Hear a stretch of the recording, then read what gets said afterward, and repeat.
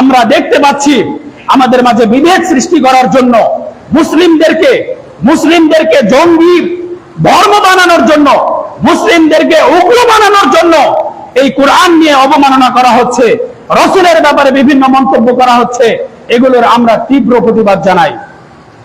আমরা সরকারের কাছে কঠিন ভাবে আমরা আহ্বান জানাই যে এগুলো কঠিন হস্তে দমন করতে হবে।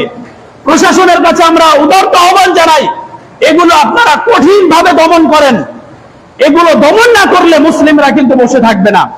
আমরা কিন্তু এই মসজিদে খুতবা দেওয়ার মধ্যেই বসে থাকবো না, আমরা মাহফিলে আলোচনার মধ্যেই বসে থাকবো না। সুতরাং এগুলোকে বিচারের আওতায় নিয়ে আসতে হবে। আর ইসলামের বিচার হচ্ছে, যদি কেউ কোরআন নিয়ে অবমাননা করে, কোরআন নিয়ে বিভিন্ন কটু মন্তব্য করে, আল্লাহ রাসূলকে নিয়ে অবমাননা করে, কেউ যদি মুসলিম হওয়ার পরেও ধর্ম ত্যাগ করে, এই ধর্মের ব্যাপারে বিভিন্ন ধরনের কথা বলে, যেটা আমরা ভিডিওতে দেখতে পাচ্ছি।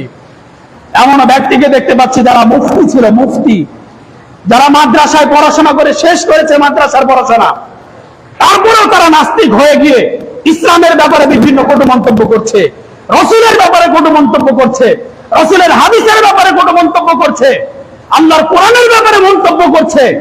এগুলো আমরা অবশ্যই এগুলোকে বিচারের আওতায় নিয়ে আসতে হবে। আর এগুলোর সর্বোচ্চ শাস্তি তো আমরা দিতে পারি না, এটা হচ্ছে সর্বনিম্ন শাস্তি। এটা ইসলামের বিধান হচ্ছে, যেই ইসলামের বিরুদ্ধে অবমাননা করবে, ইসলামের কটূক্তি করবে, কোরআনের অবমাননা করবে, তার সর্বনিম্ন শাস্তি হচ্ছে তাকে হত্যা করতে হবে। এই হত্যা করার দায়িত্ব কিন্তু আমার আপনার নয়, এটা আবার বুঝে নেবেন। এই হত্যার দায়িত্ব কিন্তু আমাদের নয়, এই হত্যার দায়িত্ব হচ্ছে বিচার বিভাগের, এই হত্যার দায়িত্ব হচ্ছে রাষ্ট্রপ্রধানের, তারা বিচার করবে। সুতরাং তাদের কাছে আমরা উদারত আহ্বান জানাই, যারা এই সমসাময়িক আমরা দেখলাম গত সপ্তাহে কোরআন নিয়ে অবমাননা করা হয়েছে, আমাদের কাছে খবর পৌঁছানো হলো সে পাগল, সে তার মাথা মানসিকভাবে ভারসাম্যহীন। সম্মানিত দিনী ভাই সকল, সে একজন অমুসলিম, তাহলে সে যদি মানসিক ভারসাম্যহীন হয়, তাহলে নিজের ধর্মগ্রন্থ কেন তিনি অবমাননা করলো না? সে তার নিজের তাদের যে ধর্মীয় গ্রন্থ রয়েছে, মহাভারত রয়েছে, গীতা রয়েছে, সেগুলো নিয়ে কেন অবমাননা করলো না?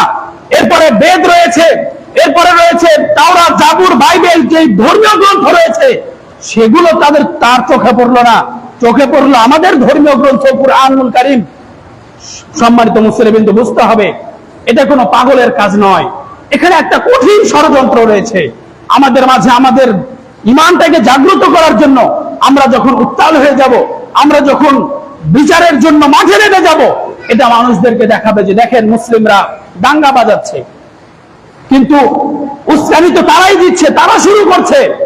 আপনি তাদেরকে পাগল বলে তাদেরকে গ্রেফতারও করে আবার ছেড়ে দিবেন, এটা আমরা মুসলিমরা মেনে নিতে পারি না।